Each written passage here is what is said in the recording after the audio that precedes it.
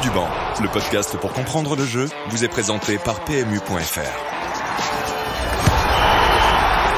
Bonjour à toutes et à tous et bienvenue dans le 15e épisode de la saison 7 de Vue du banc. On se retrouve en ce lundi 14 décembre, même si vous écouterez peut-être le podcast plus tard, pour débriefer d'abord les gros chocs du week-end, notamment entre le PSG et Lyon, entre le Real et l'Atlético et entre les deux Manchester, pour revenir sur les joueurs à suivre qu'on avait érigé en début de saison comme priorité à regarder, et puis on fera le tirage au sort de la Ligue des Champions. Enfin, on le fera, on l'analysera, on va pas s'occuper des boules avec mes deux compères Norbert et Lagat. D'abord, salut Florent. Salut Raphaël. Comment tu vas ? Ça va. Nuit assez courte, beaucoup de choses à régler en ce moment, mais ça va, on tient. À noter qu'on enregistre vraiment en simultané du tirage au sort de Ligue des Champions, donc il est possible qu'on ait des réactions via des onomatopées de temps en temps. Et ça, je compte sur Christophe pour le faire. Salut Christophe. Salut Raphaël. Avec notamment l'homme du tirage au sort et sa tête d'indestructible. Je pense qu'il peut casser des murs avec sa tête. Je crois que c'est Monsieur Conceição, c'est ça ? C'est un sosie de Sergio Conceição. Je ne sais pas qui est la personne qui fait ce tirage. En tout cas, très heureux d'être là, puisque tu ne l'as pas dit, mais je n'étais pas censé participer. Oui. C'est le teasing qu'on avait fait en fin de dernier épisode. Et finalement, j'ai trouvé un peu de temps pour vous et pour mes chers auditeurs pour faire ça entre deux galères administratives à gérer. Oui, on peut le dire, c'est ta dernière apparition officielle de 2020. Et tu l'as fait chez nous. Et c'est un honneur pour nous. Chez toi aussi, parce que c'est évidemment chez toi aussi. Alors, messieurs, on va passer au match du week-end. Et là, je vais laisser Christophe se ranger au fond de la salle, parce que c'est sur un match qu'il n'a pas vu qu'on va commencer. Le match entre PSG et Lyon, Florent, que toi tu as vu, que j'ai vu. Un match assez particulier, parce qu'il y a des moments qui nous ont rendus fous. Notamment celui juste avant la mi-temps, mais on aura l'occasion d'en reparler. Mais l'OL de Rudy Garcia a pour une fois allé chercher à embêter le PSG dans son camp, et ça a fonctionné, et c'est peut-être le thème de cette rencontre pour toi. Oui, c'est totalement le thème de cette rencontre, le PSG qui n'arrive pas à ressortir la balle. Par rapport à la rencontre de cette semaine, enfin du milieu de semaine face à Başakşehir, où en gros les Parisiens pouvaient avancer sans opposition jusqu'au niveau du rond central, voire dans les 40 mètres de Başakşehir, voire à l'entrée des 40 mètres de Başakşehir. Là, cette fois, Lyon opposait une résistance, on va dire, à l'entrée du deuxième tiers du terrain. Et c'est là que les choses se sont vraiment compliquées pour Paris, parce que les défenseurs n'ont pas trouvé de relais, tout simplement, dans l'entrejeu. Sur les côtés, c'était fermé par le positionnement et le pressing de Kadewere et Toko. Et dans l'axe, Depay bloquait l'accès à Paredes, soutenu par Thiago Mendes quand Depay sortait un peu plus haut. Et sur les côtés, Paqueta et Aouar fermaient les intervalles vers Verratti et Di Maria, avec surtout un énorme boulot de Paqueta qui a vraiment bouffé Verratti. J'ai rarement vu Verratti autant en difficulté en Ligue 1. Ouais, on en reparlera des performances individuelles. En effet, Paqueta, qui je crois a été élu homme du match par les supporters lyonnais, qui ont eu de cesse de faire des références à Jeffrey Nedelaïd sur Twitter, j'ai vu. Ça m'a assez amusé. C'est vrai que pendant ce temps, à Nice, ça se passe pas super bien. T'as mentionné les sorties de balles, et c'est comme ça, grâce aux sorties de balles ratées, confuses, côté parisien, gêné par l'OL, que Kadewere a ouvert le score. Alors je crois que c'est Kimpembe qui rate une passe vers l'intérieur, où il est emmené vers l'intérieur par les trois attaquants lyonnais, et à partir de là, Toko récupère et arrive à lancer Kadewere en une touche dans le dos de Kimpembe, qui était parti en conduction, en fixation pour le dire en français. Ouais, parce que il était parti en fixation diagonale en gros, puisque c'est un peu ce que pouvait faire la porte qui s'ouvrait pour les deux Parisiens, parce que comme je le disais, Kadewere et Toko venaient s'orienter de l'extérieur vers l'intérieur quand ils sortaient sur les défenseurs parisiens, les deux défenseurs excentrés. Du coup, il y avait pas de passe latérale possible, il y avait pas de montée balle au pied tout droit dans le demi-espace possible. Il restait que cette diagonale où ensuite, évidemment, les Lyonnais attendaient à l'intérieur avec Depay notamment. Et c'est vrai que là, Kimpembe se fait enfermer. Je pense aussi qu'il est très gêné par le fait qu'il ne peut pas se reposer sur son pied droit pour tenter une passe qui pourrait peut-être casser à ce moment-là le pressing lyonnais, même si elle est compliquée. Il y a une passe vers Verratti qui est possible, enfin qui se dessine, on va dire. C'est plus vrai que de dire qu'elle est vraiment possible. Et finalement, ouais, il perd ce ballon. Faut noter quand même que Paris a eu énormément de mal à ressortir la balle. Néanmoins, les deux plus grosses occasions lyonnaises, où tu arrives sur une situation d'urgence dans la surface, en première mi-temps, ça vient d'erreurs quand même assez grossières, techniquement, des Parisiens. Il y a cette mésentente entre Kimpembe et Paredes et ce ballon perdu. Et juste avant, c'est une minute avant, il y a une première occasion où là, c'est Paredes qui fait une connerie tout seul sans forcément être trop pressé. Donc au-delà des difficultés on va dire tactiques pour ressortir la balle, on avait aussi un Paris qui était très très loin de son niveau, je pense, sur le plan technique. Alors, avant qu'on parle de ce qu'a bien fait l'OL, un dernier point sur le 3-5-2 parisien. En parlant entre nous en privé, on sait que tu es assez friand de l'idée et du potentiel de ce système, notamment par rapport à ce que peut faire Neymar et Mbappé. Qu'est-ce qui t'a déçu dans le fonctionnement de ce 3-5-2 contre l'OL? On rappelle que là, c'était pas Mbappé qui a démarré en pointe, c'était Keane avec Neymar, qu'il y avait Florenzi à droite, Bakar à gauche et un milieu à 3, Paredes, Verratti, Di Maria. En gros, face à Başakşehir, on avait un 3-5-2 qui fonctionnait parce qu'il trouvait des relais à l'intérieur, etc. Donc on trouve des relais intérieurs, on fixe intérieur, on ressort extérieur. Là, les Lyonnais ont vraiment bien fermé l'intérieur, donc il y avait sans doute des relais à trouver plus sur les extérieurs pour ressortir le ballon, quitte à revenir à l'intérieur après, mais ou surtout à utiliser la profondeur. Et j'ai trouvé qu'ils ont souvent oublié Florenzi à droite, qui était assez souvent libre, sachant qu'à partir du moment où il était servi, en une touche, ça pouvait partir et créer un contre entre Keane et Denayer. C'est arrivé une fois, je crois, en première mi-temps. Il a notamment été oublié par Neymar juste avant la mi-temps, Florent. Oui, ça c'est un décalage, c'est un peu plus haut sur le terrain. Mais il y a une deuxième chose qui m'a déçu sur ce match, c'est qu'à partir du moment où tu n'arrives pas à construire tes actions, il te reste quand même un autre moyen d'être dangereux, ce sont les transitions. Et avec la balle, l'OL avait quand même une approche très très directe, très très verticale, et qui mettait parfois beaucoup de joueurs devant le ballon, voire assez haut, parce que l'idée c'était vraiment de mettre du nombre pour mettre en difficulté la ligne défensive parisienne, qui est nombreuse, puisqu'il y a 5 joueurs, il y a 5 joueurs quand ils défendent. Et j'ai trouvé sur des séquences où les Parisiens justement récupéraient les ballons, donc on avait perte de construction parisienne, perte de balle parisienne contre Lyonnais, mais recontre possible du PSG sur ces ballons-là, ces ballons de récupération en gros.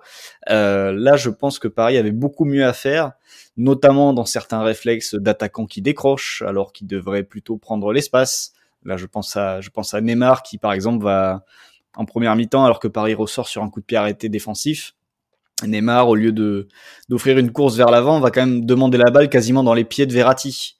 Alors que bon, si c'est Verratti, t'as pas besoin de lui demander la balle dans les pieds. Tu peux aller faire une course, lui ouvrir un peu d'espace et permettre à l'équipe de remonter et voire offrir une balle, donner l'opportunité à Verratti de te servir en profondeur.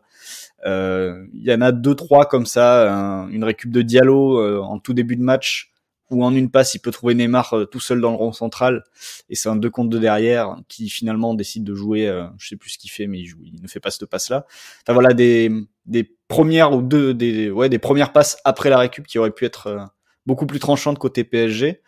Et puis je pense que là, t'avais vraiment un axe d'amélioration, parce que c'est vrai que les soucis structurels au moment de la sortie de balle, je pense que certains joueurs, notamment Verratti, n'étaient pas forcément non plus en état de les régler d'eux-mêmes. Et d'ailleurs, au bout de 15-20 minutes, tu vois la structure du PSG qui s'était très bien tenue face à Başakşehir se désagréger, Verratti qui va décrocher trop bas, et du coup plus personne dans l'entrejeu, parce que Neymar lui respecte sa position plus haut. Enfin bref, beaucoup de soucis.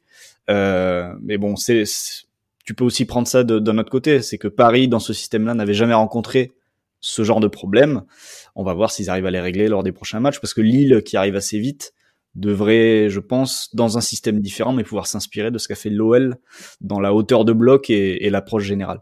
Alors, passons à l'OL, justement, qui a gagné au Parc pour la première fois depuis quand, je ne saurais dire. En tout cas, en championnat, ça doit faire quelques temps, parce que j'ai pas souvenir d'une victoire lyonnaise en déplacement contre le PSG en championnat comme ça, avec un système en 4-3-3 de ce côté-là, et peut-être ce sur quoi on va insister sur ce match, Flo, c'est la qualité du milieu lyonnais, avec Mendes en 6, Aouar et Paqueta en relayeur.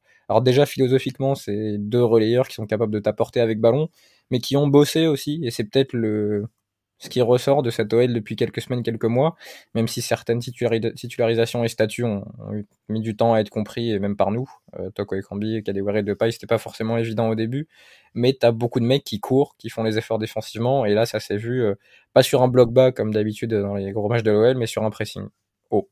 Oui, après il y a d'autres versions de l'OL qui avaient fait des résultats face au PSG en allant presser haut. Oui, mais là, Genesio, ouais. Mais c'est vrai que c'était intéressant de par le fait que le plan était quand même parfaitement exécuté par les deux premières lignes en gros, parce que la troisième elle a quasiment rien eu à faire sur ces séquences. Et oui, bah il a trouvé en même temps Depay, Kadewere est rentré dans l'équipe, notamment parce que c'était un des joueurs, je crois, les plus actifs défensivement. Il me semble qu'il y a des stats qui sont sortis dans ce domaine, et c'est un des joueurs qui faisait le plus de pression, un des joueurs offensifs qui faisait le plus de pression en tout cas dans l'effectif lyonnais. Je sais plus si c'est en Ligue 1, mais dans l'effectif lyonnais c'est sûr. Et c'est vrai qu'au milieu ça a très bien fonctionné. Et moi j'ai particulièrement été étonné, mais peut-être que je connaissais pas assez le joueur, par Paqueta, qui a, comme je l'ai dit tout à l'heure, a vraiment dominé et surdominé Verratti dans sa zone pourtant préférentielle, et qui a vraiment su fermer un intervalle et un axe côté PSG qui pouvait être quand même un axe très fort, c'est-à-dire l'axe t'as Kimpembe, Verratti et Neymar derrière.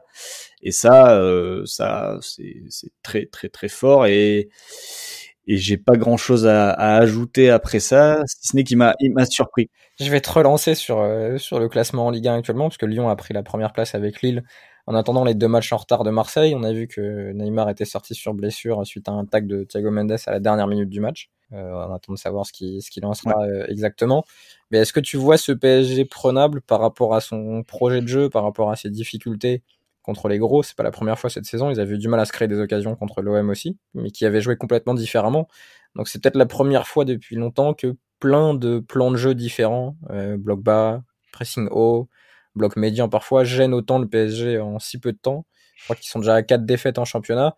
Je t'avais posé la question en début de saison, il faudra quelle avance aux autres clubs pour que le titre soit jouable. Alors l'avance, ils l'ont perdu vite parce que le PSG avait enchaîné une série de victoires. Là, finalement, Lille et Lyon ont 1 point d'avance. Marseille pourrait en avoir 4 en gagnant ces 2 matchs. Est-ce que sur la durée, si on dit que Neymar rate, je sais pas, quelques semaines de compétition au minimum, tu imagines un autre candidat au titre que le PSG? Bah là, concrètement, pour l'instant, il y en a 4 aujourd'hui. Ouais. Lyon, Lille, Paris, Marseille, si tu prends le classement. Si tu prends les expected points, il y en a 2. C'est-à-dire que là, je les ai sous les yeux, les expected points après 14 journées. Lyon a 31 points et est en tête. J'arrondis, hein. Le PSG a 28 points, juste derrière. Et ensuite, tu as Lille qui a 26 points, Monaco 25, Rennes 25. Et après, ça descend, sachant que l'OM, pour l'instant, aux expected points, même si ça va un petit peu mieux depuis quelques matchs, ils sont 15e ou 16e, je sais plus. C'est une des équipes les plus en réussite d'Europe, hein, je pense avec 16 points et une dizaine de points pris de plus par rapport aux expected points. Mais ce qui est intéressant pour l'OM, c'est que depuis 2-3 journées, ils gagnent les matchs qu'ils doivent gagner. Et ça, c'est une nouveauté. C'est-à-dire qu'en gros, ils ont passé 8-10 journées à avoir beaucoup de réussite. Mais depuis 3 matchs, ils font fructifier cette réussite puisqu'ils prennent des points en étant devant aux expected goals la plupart du temps. Donc c'est quelque chose qui est en train de très très bien tourner pour Marseille. Villas-Boas a su profiter de la réussite du début de saison et là semble avoir trouvé une formule qui tourne. Bref, aujourd'hui, oui, bah c'est difficile de dire autrement. Maintenant, il reste 4 journées. Il reste notamment ce match de dimanche prochain, je crois, entre Lille et le PSG, qui, à mon avis, sera l'occasion d'y voir encore un petit peu plus clair quant au fait que Paris aura ou non des concurrents sur la phase retour. En tout cas, sur la phase aller, ça me paraît évident. Maintenant, j'ai l'impression aussi que physiquement, Paris a beaucoup moins bien digéré le Final 8 que Lyon, parce qu'il me semble aussi hier qu'il y avait une vraie différence à ce niveau-là, dans la vélocité, dans l'impact, dans les différences que les joueurs étaient capables de faire. J'ai l'impression qu'il y avait beaucoup plus de jus et beaucoup plus de capacité de résister au contact et de puissance côté lyonnais que côté parisien. Donc je pense aussi que ça joue sur cette période, et il faudra aussi voir comment toutes ces équipes, il y a Paris-Lyon, mais il y a les autres derrière, mais Paris et Lyon ont fait le Final 8 de Ligue des Champions au mois d'août. Comment toutes ces équipes vont revenir après la trêve? Est-ce que ça va faire des stages? Je crois que Paris a l'habitude de partir faire des stages au Qatar, il me semble, pendant cette période-là. Comment Paris va revenir au mois de janvier? Dans quel état physique? Est-ce que la semaine de trêve ou les 10 jours ça va suffire pour un petit peu remettre les compteurs à zéro de ce point de vue. Tout ça, ça va à mon avis être très intéressant et ça va vraiment conditionner la suite de la saison. Ouais, écoute, il y a deux choses. Un, j'imagine l'état mental des Lyonnais s'ils sont champions avec Rudy Garcia. Je sais pas. Et il va prolonger, hein, de toute façon. Ça va être le premier truc qui va les rendre fous ou heureux, je ne sais pas. Ça va être particulier. Et deux, Christophe, toi qui es attentif depuis tout à l'heure, je l'imagine, tu regardes le tirage au sort. Est-ce que tu as vu Stéphane Chapuisat galérer à ouvrir les boules? Oui, mais je n'avais pas reconnu Stéphane Japuisa. Ah. J'ai dû aller sur Twitter pour voir que c'était lui. En même temps, j'avais plus trop de souvenirs à sa tête, mais il a pas super bien vieilli. Mais effectivement, après, je pense que je galérerais aussi à ouvrir les boules. Je m'énerverais, je les casserais. Ouais, là, je le vois encore lutter. On parlera du tirage juste après, là. On va rien dire pour l'instant. De toute façon, quand vous écoutez, vous connaîtrez le tirage. Mais on le fera tout à l'heure, juste après les matchs. Christophe, je passe avec toi pour parler de Real Atlético Madrid. Victoire 2-0 des hommes de Zidane à domicile dans leur petit stade d'entraînement avec un but de Casemiro, ton poulain, et un CSC de Black, mais qui est un CSC sur une frappe puissante de Carvajal où Black se la met parce qu'en fait il est quasiment sur le ballon, là où pas mal d'autres gardiens auraient été en retard et l'auraient pas mis dans leur but. On peut le résumer comme ça, je pense. Mais un Real largement supérieur à l'Atlético, comme il avait été largement supérieur à Gladbach, et c'est dans la lignée des dernières bonnes performances du Real là-dessus. Pas de surprise, c'est plutôt décevant de la part de l'Atlético d'être allé là-bas et sans proposer vraiment de menaces et de défis aux hommes de Zidane. Ouais, alors déjà, c'est un match où il faut regarder enfin, vaut mieux regarder le match que regarder les stats pour le comprendre, parce que je pense qu'aux expected goals, le Real termine très très bas. Il me semble que même l'Atlético est devant, parce que Lemar rate une énorme occasion d'un partout seul au deuxième poteau où il accroise trop. Donc là-dessus, ça pouvait faire 1-1. Potentiellement, ça peut changer la dynamique du match. Maintenant, quand tu regardes le contenu, ça aurait été quand même assez étonnant que le score soit nul. Je pense que c'était vers la 53, 55e par là, parce que le Real était largement au-dessus. Il y a deux volets. Il y a le fait que Madrid finalement retrouve un niveau très très haut depuis qu'ils ont le retour de cette triplette Kroos, Casemiro, Modric. Tu avais un peu des soucis pour l'un pour l'autre à tour de rôle, et là pour ça c'est dans la lignée de ce qui était proposé en milieu de semaine face à Gladbach, à savoir vraiment une capacité de Kroos et Modric, parce que Casemiro c'est dans un rôle différent, lui c'est plus sans ballon, plus alors parfois pour se projeter, mais sinon plus pour équilibrer. C'est vrai que sur la relance il est assez déresponsabilisé, il a tendance à passer en pointe haute et vraiment à squatter au milieu de terrain en laissant Kroos ou Modric ou les deux lui amener le ballon. Donc c'est sûr que là-dessus c'est un rôle technique un petit peu différent, mais c'est vrai que les deux autres qui sont des trentenaires qu'on imaginait plutôt sur le déclin, même si autant pour Kroos il y avait quand même alors il y a eu des rebonds à chaque fois, mais ça semblait être assez linéaire. Autant pour Modric c'est beaucoup plus sinusoïdal. Post-Coupe du Monde, il a eu du mal, puis ça revient, puis ça repart. J'ai l'impression que Modric est toujours capable de vraiment retrouver des niveaux très intéressants. Donc là-dessus, c'est pas si étonnant que ça, même si ça remonte un peu assez haut, je trouve, sur le plan physique. Autant Kroos, il y avait un déclin autour 2017-2018, alors déclin à son niveau, hein, il partait de très haut, mais ça semblait s'éroder petit à petit, et là, depuis même l'an dernier, ça remonte vraiment bien, et quand t'as les deux qui sont à la fois capables de courir et qui gardent leur pied, le pied, il n'y a pas d'incertitude, la capacité à faire les efforts, c'était plus incertain, bah, tu peux à la fois, bien sûr, sortir proprement le ballon, et être une espèce de machine à pressing, voilà, c'est pas incroyable non plus, façon Leipzig qui va courir partout, mais tu vas être capable de t'installer dans le camp adverse et de faire ces courses-là. Donc ça, c'est la première chose, on va dire que c'est le volet Madrid, et là-dessus, il n'y a pas non plus 1 milliard de choses à raconter par rapport à ce qu'on avait dit face à Gladbach, à savoir que les 3 derniers matchs, c'est quasiment les 3 meilleurs de la saison. L'autre volet, c'est l'Atlético qui, comme tu le disais, a été très décevant, n'a pas montré grand-chose. Pardon, je mets du temps à remettre mon micro parce que on vient de voir que le Barça et le PSG vont se jouer une fois de plus en 8e de finale, et du coup j'étais en train je sais pas si Flo t'avait vu, j'étais en train de lire les réactions sur Twitter et de voir que les gens sont à la fois contents et exaspérés. Parce que bon, après c'est peut-être le meilleur Barça à prendre, mais on en parlera tout à l'heure, c'est assez amusant de voir que c'est hyper répétitif. Ce sera Neymar contre Messi, il y aura plein de trucs à raconter pour la presse. Alors, Real Atlético, est-ce que tu as vu le match, Florent? Je crois que tu l'avais vu. Oui, je l'ai vu, ouais. Qu'est-ce qu'on peut rajouter à ce qu'a dit Christophe qui a évoqué pas mal de choses, peut-être l'entrée de Lemar qui arrive un peu tard même s'il rate une occasion, Joao Félix et Luis Suarez qui sortent tous les deux en cours de match, qui sont remplacés par des joueurs au profil plus défensif parce que Simeone joue l'aller-retour. Je sais pas, qu'est-ce qui t'a marqué dans cette rencontre entre, je vais donner les deux 11 comme ça pour resituer parce que tout le monde n'a pas forcément vu. Courtois, Mendy, Ramos, Varane, Carvajal côté Real, Casemiro, Kroos, Modric au milieu, Vinicius, Benzema et Lucas Vazquez devant. Côté Atlético, donc un système en 3-5-2 comme c'est le cas depuis quelques matchs, une fois sur deux, même s'il y a parfois des alternatives. Oblak, Hermoso, Felipe Savic, Carrasco côté gauche, Trippier côté droit, Llorente, Koke, Herrera au milieu de terrain, et donc Joao Félix et Luis Suarez. Flo. Ouais, non, juste sur l'Atlético, dont l'approche, je pense, de départ était d'attendre avec ce 3-5-2 et d'attendre justement le déséquilibre côté madrilène et placer une contre-attaque. Ils avaient abordé le match face au Barça de la même façon, et j'ai l'impression que vu l'avance qu'ils ont au classement, parce que là maintenant ils ont plus que 3 points d'avance sur le Real, mais avec un match en moins, il me semble. Ça a vérifié, mais je crois que c'est ça. C'est ça parce qu'il pouvait être à 9, oui. Ouais, je pense que c'est ça. Je me dis que Simeone se dit sur les confrontations directes face au Barça, face au Real, on va jouer à minima, on va viser le nul et au mieux les contrer, parce que c'est vrai que le Real avait quand même montré certains problèmes d'équilibre dans des matchs face à des adversaires beaucoup moins dangereux. Donc tu te dis si Cadiz est capable de battre le Real comme ça, peut-être que nous aussi on en est capable. On est l'Atlético quand même. Donc je pense que il se dit de toute façon le titre, il va falloir aller le chercher en faisant un sans faute contre tous les autres. Et contre toutes les autres équipes, a priori, cet Atlético-là est beaucoup plus intéressant à voir que les saisons précédentes.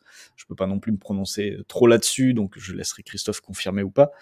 Et dans les gros matchs, on va surtout essayer de ne pas perdre de points pour ne pas permettre au Real ou au Barça, qui ont du mal à être réguliers cette saison. Je pense que l'idée de l'Atlético, c'est pas forcément d'être meilleur que le Real et le Barça sur les confrontations directes, c'est d'être plus régulier qu'eux sur l'ensemble de la saison. Et c'est pas impossible que l'Atlético ait aujourd'hui la profondeur d'effectifs pour pouvoir être régulier sur l'ensemble de la saison de Liga, avec les 2-3 talents en plus pour faire des différences dans les matchs un peu fermés. Pour l'instant, disons que il a eu tort sur ce match, mais le classement lui donne raison aujourd'hui. À voir si ça va tenir jusqu'en mai. Mais il me semble que l'Atlético avait quand même une marge un peu plus grande que les saisons précédentes dans les autres rencontres que face aux principaux concurrents. Je sais pas ce qu'en pense Christophe.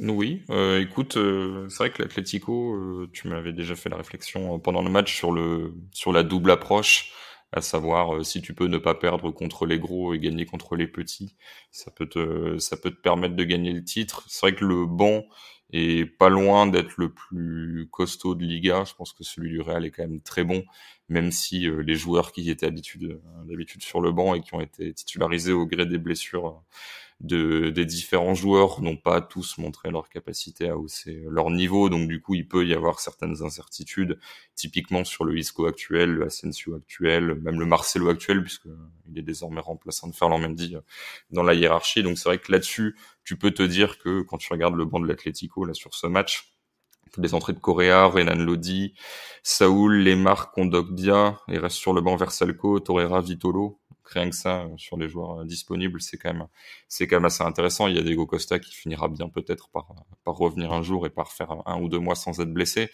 Ce que je trouve assez intéressant, je sais pas si c'est suffisamment répété, mais en tout cas moi c'est quelque chose que je trouve assez immuable, c'est le fait que pour gagner la Ligue des Champions, ce qui compte c'est ton niveau plafond, et pour gagner un championnat, ce qui compte c'est ton niveau plancher.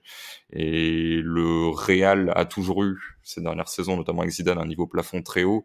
Donc du coup, quand il fallait jouer à bloc sur les gros matchs de Ligue des Champions, cette équipe-là était capable d'atteindre des niveaux très très élevés. Et quand je vois ce qui a été fait, alors moins face à cet Atlético-là, même si c'est toujours un adversaire un petit peu chiant, mais face à Gladbach en milieu de semaine, je me dis que le niveau plafond du Real est encore très élevé, comme celui du PSG par certains aspects me semble aussi très élevé. Et c'est pour ça que j'ai tendance à faire de ces équipes-là des favoris, en tout cas des gros candidats pour la victoire en Ligue des Champions. J'ai encore des doutes sur le niveau plancher du Real, parce que quand je vois ce qui a été fait face à la Veste ou d'autres, je me dis qu'il y a possibilité de reperdre des points à droite à gauche, même si ces joueurs-là, t'as pas forcément trop besoin de les driver quand ils sont à ce niveau-là et qui pourront te gagner pas mal de matchs. Mais j'ai l'impression que l'Atlético a monté son niveau plancher par rapport aux dernières saisons, où il y avait très facilement des 0-0 sans rien proposer, et du coup tu perdais des poids ça et là face à des adversaires relativement abordables. Le fait d'avoir une animation offensive plus ambitieuse la plupart du temps, parce que du coup cette défense à 3 là te permettait de bétonner plutôt en étant à 5. D'habitude c'est vraiment plutôt orienté à 3 pour faciliter les sorties de balles et pour mettre plus de monde dans le camp adverse, avoir un jeu plus fluide en occupant les demi-espaces, etc. Avec Llorente, avec les marques sur certains des matchs précédents. Je pense te permet d'être plus dangereux, de faire peser plus de menaces et du coup de gagner des matchs où tu faisais nul la saison dernière ou les saisons précédentes d'ailleurs. Donc ça dépend pas que d'eux parce que je vois pas l'Atlético à 90 points par exemple. Je pense que ça sera plus vers les 85-88 à voir, hein, mais en tout cas ça sera pas comme le grand Barça ou même celui de Valverde qui avait perdu qu'un match sur la saison. Mais c'est vrai que dans la configuration actuelle des différents championnats et notamment de la Liga, je trouve que l'approche de l'Atlético, même si sur ce match-là, elle est hyper décevante parce qu'ils ont rien fait, mais finalement, elle est à peu près la même que face au Barça, alors que c'était passé. Je pense que c'est peut-être la plus pragmatique pour espérer gagner un titre de champion cette saison, qui, dans la plupart des championnats, est plus abordable, même dans tous les championnats d'ailleurs, plus abordable que les saisons précédentes. À noter que du coup, le Real a mis la moitié des buts encaissés par l'Atlético en championnat cette saison, sur ce match. L'Atlético a encaissé 4 buts et là, ils en ont pris 2. Dont le CSC d'Oblak, je le disais, même si ça doit autant à la frappe de Carvajal qu'à Oblak. Qu'est-ce qu'on peut rajouter? Peut-être un dernier point, Christophe, sur le coaching de Simeone, qui a fait parler, parce que j'ai pas parlé avec qui que ce soit du coaching de l'Atlético, mais qui m'a surpris en regardant la rencontre, surtout la sortie de Félix et Suarez, remplacée par Kondogbia et Saúl. Alors autant à la mi-temps, j'ai trouvé que Renan Lodi et Thomas Lemar avaient apporté pas mal, André Correa un peu moins. Mais la double sortie en 15 minutes de Joao et Luis, qui d'ailleurs étaient tous les deux assez énervés. Les deux ont fait des gestes d'humeur. Joao Félix, il a tapé dans un truc sur son banc, et Luis Suarez, quand il est pas content, tu le vois vite. Et Saúl et Kondogbia sont rentrés, mais pour faire quoi? Bah, en fait, plus que pour faire quoi, parce que je pense que c'était vraiment essayer de un peu plus contrôler le milieu de terrain et en gros faire que quand tu lances un joueur, ça soit pas à 40 mètres du but, mais à 30 mètres, donc peut-être avoir moins de finisseurs, mais du coup plus de maîtrise et étouffer le Real. Même si voilà, le Real n'a jamais été totalement étouffé, même sur la fin de match où l'Atlético a réussi à mieux récupérer les ballons, mais en gros faire que le centre, le point névralgique de la bataille, ça soit pas dans ton camp mais dans le camp adverse à 40-35 mètres. Maintenant il y a je pense qu'il faut vraiment séparer les deux. C'est autant la sortie de Joao Félix est très étonnante parce que intrinsèquement je pense que c'est peut-être ton joueur le plus talentueux, et même s'il faisait pas un match dantesque non plus, à tout moment, il peut te faire basculer la rencontre sur un geste, sur une percée. Il fait peser une menace constante. Il a encore des jambes assez fraîches puisqu'il est encore très jeune. Et il sort à 0-1. Donc du coup, là, tu peux être un peu étonné. Et surtout, il laisse, Diego Simeone laisse Luis Suarez encore une dizaine de minutes sur le terrain avant de sortir pour faire entrer Kondogbia. Alors que Suarez, tu le vois quasiment pas du match. Mais ça, à la limite, t'as des grands numéros 9 qui, tu les vois pas, mais en gros, c'est parce qu'il n'y a pas forcément besoin de les voir, parce que les circuits de construction ne passent pas par eux, et tu sais qu'ils sauront être là dans la zone de vérité. Là, Suarez, en fait, tu le vois pas, mais parce qu'il est trouvé, comme l'Atlético récupère, quand ça récupère très bas, tu dois remonter 40-45 mètres, essayer de mener une transition ou autre. Et là, c'est très compliqué pour Suarez parce qu'il a plus du tout les qualités physiques pour faire ça. Je pense malheureusement qu'il ne les aura plus jamais. Et autant, si tu veux, tu peux continuer à perdre la bataille du milieu de terrain, continuer à relativement souffrir et te dire, bon, il y a 0-1, mais c'est pas la fin du monde. On reste quand même dans notre plan de jeu parce qu'on a confiance sur le fait de marquer un but, entre guillemets, sorti nulle part, comme ça aurait pu être le cas de Lemar. Donc tu renforces ton milieu de terrain, tu laisses Joao Félix pour jouer des transitions. Autant sortir Félix pour laisser Suarez. Je voyais pas en fait dans quelle configuration de match le simple fait de faire rentrer Saúl t'aurait permis de retrouver cette maîtrise, de t'installer dans le camp adverse et du coup de trouver Luis Suarez dans la surface plutôt qu'au milieu de terrain. Donc c'est vrai que ça c'est assez étonnant. Et globalement, je pense que Simeone, alors sans vouloir lui faire de critique, alors lui-même s'est remis en question sur son coaching, même si parfois cette façade, mais là je pense que vraiment il a compris qu'il s'était un petit peu trompé. Donc je vais pas lui donner leçon de coaching, mais je pense que la présence de Luis Suarez peut quand même poser une forme de problème à l'Atlético, parce que c'est un joueur qui t'apporte beaucoup dans la surface quand il est en confiance, pas beaucoup dans les autres domaines, qui est quand même un certain ego, un certain palmarès, un certain nom, et du coup tu le gères pas aussi facilement qu'un pur finisseur qui serait pas du tout référencé, comme par exemple tu pourrais gérer un Jovic du côté du Real où bon, il est pas bon, tu le mets sur le banc. Donc je pense que Suarez est à la fois autant un problème qu'une solution, et le fait de pas avoir Diego Costa fait que si tu veux avoir ton truc point de fixation, en tout cas joueur de surface et attaquant plus fuyant, tu vas vite t'amener à mettre ces deux joueurs-là ensemble plutôt que Correa et Joao Félix. Et c'est embêtant parce que ce Suarez-là, sportivement, si t'enlèves son profil, ses accomplissements passés, c'est difficile quand même de justifier sa titularisation à ce niveau de compétition. Merci Christophe pour ce petit point sur Real Atlético. J'étais en train de regarder quels étaient les prochains matchs pour ces deux équipes. Le Real va recevoir Bilbao et l'Atlético va recevoir Elche. Donc voilà, rien de terrifiant à l'approche pour ces deux équipes. Florent, on peut passer au troisième match qu'on va évoquer dans cet épisode, et peut-être le pire des trois. C'est celui entre les deux Manchester, qui a terminé à 0-0. Alors je l'ai pas vu ce match, et je me rends compte, en regardant l'affiche, que les deux coachs n'ont fait qu'un seul changement chacun. Martial a remplacé Greenwood, Ferran Torres a remplacé Riyad Mahrez. C'est quoi, il y avait pas de, les mecs étaient pas là pour ce match, c'était un match en trop, ça les embêtait de, c'est rare qu'à 0-0 comme ça, alors que les deux jouent les 4 premières places et un peu le titre. En tout cas, pour l'instant, on sait pas vraiment qui joue le titre en Angleterre, qu'il y ait si peu de choix, de changements pour finalement essayer d'aller chercher ce match-là, qui finit à 20 tirs en tout, avec un City qui a 54% de possession, donc rien de vraiment puissant. Enfin, je sais pas. Si je regarde que les stats, je me dis c'est un match un peu hors du temps. En fait, ce qui est frappant dans les derniers gros chocs de Première Ligue, très souvent, t'avais toujours des United Chelsea qui étaient absolument horribles, par exemple, à voir, ou des Chelsea Tottenham où il se passait rien. Il y en a eu un il y a quelques semaines maintenant, ou quelques jours, je ne sais plus, mais c'était il y a pas si longtemps, où ça avait fait un 0-0, il me semble. Ce Chelsea-Tottenham, les deux équipes s'étaient neutralisées pendant 90 minutes, c'était très dur à regarder. Et en fait, ce genre de match, ce genre de choc entre les grosses équipes de Première Ligue, ces dernières années, il y avait une équipe qui permettait d'y échapper, c'était Man City, parce qu'il se passait toujours quelque chose en fait. C'est-à-dire soit City écrasait son adversaire et gagnait, je sais pas, comme quand Guardiola met une volée, je crois, au Chelsea de Sarri, où il en mettre 4 ou 5 ans, je sais plus exactement.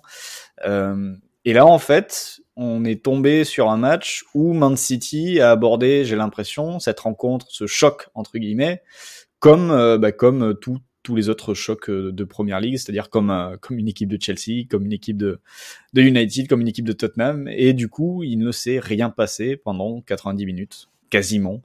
D'un côté, t'avais United qui se livrait pas trop, mais de l'autre côté, en fait, City qui n'a plus forcément l'ADN qui faisait sa particularité et son charme sur les saisons précédentes. Là, on avait à nouveau ce 4-2-3-1 très tourné vers l'équilibre et surtout au-delà de ça, un manque de à partir du moment où il n'y a plus le décalage collectif, un manque aussi de qualité individuelle, de joueurs simplement capables de faire des différences et de débloquer des situations qui sont fermées. Et du coup, au final, un match où il ne s'est pas passé grand-chose, même si City a quelques grosses occasions qui auraient pu lui permettre de l'emporter, mais globalement, dans la maîtrise d'ensemble et dans la créativité, on est très très très loin de ce que City a pu proposer en Première Ligue il y a encore quelques mois. Ça va dans le sens, Christophe, de ce City beaucoup moins flamboyant offensivement, et d'ailleurs ça se voit en termes d'expected goals. Alors sur ce match, ils sont à 1,28, donc ils dominent quand même Manchester United, mais sur l'ensemble de la saison, ils ont la 6e meilleure attaque du championnat. Ils sont derrière Liverpool, Chelsea, Everton, Leicester, Leeds. Alors ils ont un match en moins, mais ils vont pas non plus claquer 5 ou 6 XG sur le prochain match. En tout cas, ça serait pas dans le sens de leur saison. C'est un peu la banalisation de ce City cette saison où c'est rare, j'ai l'impression que c'est la première fois que ça arrive avec Guardiola. Autant au Barça et au Bayern, il y avait toujours des particularités, des choses un peu différentes, des performances marquantes, même dans les saisons où le titre ne venait pas. Enfin, il y a eu une saison, c'est au Barça, la dernière, lorsque Mourinho est champion. Autant là, qu'est-ce qu'il y a de Guardiola dans cette équipe actuellement? Bah, pas grand-chose, malheureusement, et c'est vrai qu'on est un peu obligé quand même de parler de ce match parce que c'est l'un des chocs du week-end et puis parce que on l'a regardé aussi pour en parler, donc autant rentabiliser. Mais c'est vrai que je sais pas vraiment quoi dire qui n'ait pas déjà été dit. Ça rejoint de plus en plus ce que j'écrivais sur le fait que en voulant équilibrer son équipe, Guardiola perd en capacité à déséquilibrer l'adversaire. Alors effectivement, il y a quand même quelques occasions qui permettent de gagner le match, mais elles sont pas le fruit du système en fait. C'est soit des inspirations individuelles. Généralement, en gros, c'est De Bruyne, quoi. C'est-à-dire que si t'enlèves De Bruyne, cette équipe-là, je sais même pas si je vais être méchant ou pas, mais tu le remplaces, allez, par Jimmy Cabot, qu'on cite dans à peu près tous les épisodes. J'allais dire Fulgini, mais je pense que Fulgini pourrait quand même faire deux, trois trucs. Mais en gros, tu le remplaces par un bon milieu offensif de Ligue 1, mais voilà, un peu lambda. Je sais pas si City a beaucoup d'occasions sur ce match, en fait. Si tu remplaces un ou deux talents qui vont essayer de te débloquer les choses, qu'est-ce qui reste? Alors tu me diras, c'est pas la seule équipe du monde à faire ça, hein. Même en face, Manchester United, même la semaine dernière, hein, si tu enlèves Bruno Fernandes, il reste pas grand-chose. Enfin, c'est un peu variable, on va dire. Mais limite avoir une ou deux sources de créativité forte, pourquoi pas? Et c'est dans les années 2000, chaque équipe avait son meneur et il y avait parfois pas grand-chose autour. Donc à la limite de dépendre de Bruyne, pourquoi pas? Le souci, c'est que c'est pas l'histoire et le sens de la carrière de Guardiola et je vois pas en fait ce que ça lui apporte. Bon, bah alors, il y a l'excuse, mais c'est un peu des trucs où tu cherches à rationaliser. Ça me fait un peu penser à ce qui était fait sur, alors désolé, c'est notre passage NBA, hein, mais sur le trade Chris Paul Westbrook, où en gros c'était tellement improbable que tout le monde a dit ça peut pas être Daryl Morey, le general manager qui a fait ça parce qu'il est trop intelligent, il ferait pas une bourse pareille. Donc c'est-à-dire le mec a atteint un tel crédit qu'en gros, même quand il y a une décision qui normalement dépend de lui, qui est faite mais qui semble totalement illogique, on dit non, on a dû lui imposer, c'est pas lui, il ferait pas un truc pareil. Et Sachant que c'était pas vraiment lui d'ailleurs, hein. oui, oui, oui, oui. Mais je veux dire, quand tu arrives à un tel niveau que quand tu fais un truc qui est une erreur, on dit non, c'est pas toi, ça vient d'au-dessus, on t'a forcé, c'est quand même que tu as atteint un crédit qui est pas inépuisable, mais pas loin. Et donc, du coup, bah, pour Manchester City, on se dit, ah, Guardiola, il peut pas faire ça, il y a forcément une explication. Donc là, du coup, bon, tu cherches pas forcément le président qui lui imposerait à faire de faire des choses spéciales, mais tu dis, ah, ça doit être pour la fatigue, par exemple, pour monter en puissance, parce que le titre, il l'a déjà gagné, il veut jouer la Ligue des Champions, donc du coup, ça sert à rien de presser comme un barbare maintenant. Tu restes quand même dans la course au titre, même si t'es pas leader, puisque tout le monde perd des points dans l'absolu, t'as pas encore grillé toutes tes cartouches, donc pourquoi pas. Et puis tu préserves tes hommes, sauf qu'il y a toujours des contre-exemples. Là, le fait de faire un seul changement, je crois que c'est la semaine d'avant où il en fait aucun. Alors le fait de militer pour 5 changements et d'en faire que un ou deux, à la limite pourquoi pas. Tu ne milites pas forcément toujours pour tes propres intérêts, et c'est bien d'avoir aussi la possibilité d'en faire 5 plus tard. Mais c'est vrai que la gestion des corps s'oppose là au fait qu'il ne laisse tout le monde pendant 90 minutes sur le terrain. Donc en gros, là, la seule influence que tu vois là-dessus, c'est que Lilo 4-2-3-1, son entraîneur adjoint, et que du coup, il se laisserait convaincre, tenter par ça, pour apporter un certain équilibre. Et c'est vrai que Rodri, Fernandinho, bah du coup, Fernandinho couvre le fait que Rodri soit pas très mobile. Maintenant, Florent, qui n'aime pas du tout Rodri, confirmera que ce joueur-là n'apporte pas avec ballon, puisqu'il touche toujours 4 ou 5 fois avant de faire une passe, ce qui perd en mobilité. Donc du coup, à quoi ça sert de l'avoir lui? Pourquoi est-ce que t'as pas juste Fernandinho en milieu défensif et que tu rajoutes pas un attaquant ou un joueur offensif? Enfin voilà, il y a plein de nouvelles articulations et je comprends pas ce que fait Guardiola et je n'ai plus grand intérêt à voir des matchs comme ça. Si c'est pour faire ça, je préfère encore voir, je sais pas, il y a Brighton par exemple qui joue 10 fois mieux au foot que ce Manchester City là qui n'a aucune espèce d'intérêt. City n'avait fait aucun changement contre Fulham lors du match précédent. Pendant 90 minutes. Et moi, j'ai juste, pendant que Christophe parlait, je suis allé voir l'évolution saison par saison des expected goals pour et contre de City, parce qu'on pourrait se dire, bon, ben, ils ont peut-être ce que l'équilibre apporté, peut-être que City encaisse moins et City gagne quelque part, quoi. Et donc, je vais juste vous donner depuis 2016-2017. Donc qui est, il me semble, la première saison de Guardiola, quand il termine 3e du championnat. Je vais vous donner expected goals pour et contre. Donc première saison, 2,10 expected goals pour, 0,78 contre. Deuxième saison, 2017-18, on est à 2,41, 0,65. Troisième saison, 2018-2019, on est à 2,47, 0,68. 2019-2020, la saison dernière, on est à 2,69, Donc là, offensivement, il y a une hausse, mais on est à 0,97 défensivement, donc il y a aussi une hausse.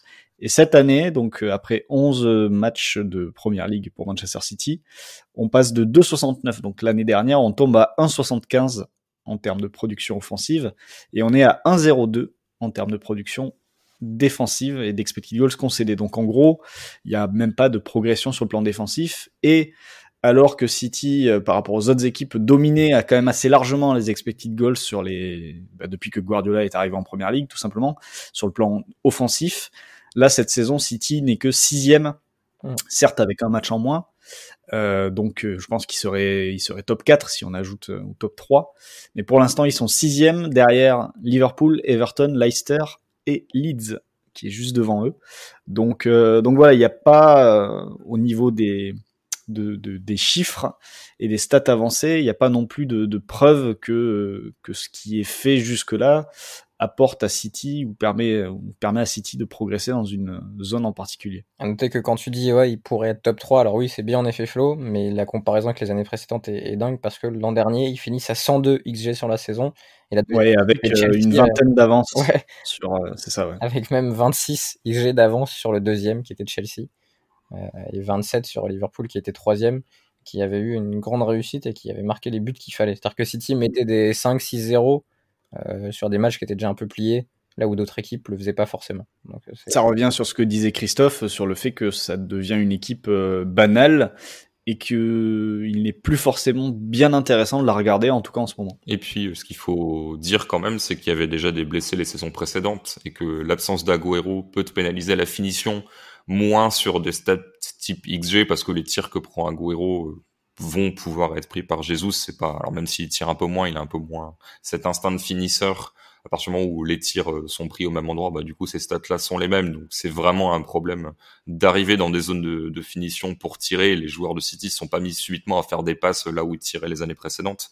Et les Agüero a manqué des mois les années précédentes, De Bruyne a manqué des mois les différentes années précédentes. Enfin bref, il y a pas d'absence ou de problème physique. Enfin pour moi, c'est vraiment un truc systémique qui fait que tu as moins de possession. Là, pendant des longues séquences, ils ont abandonné la balle à Manchester sans que je comprenne exactement pourquoi. Parce que du coup, ça t'offrait même pas de possibilité en transition. Tu pouvais même pas faire le truc comme ils ont fait un peu face au Real. Tenez, on vous la rend, on va vous presser.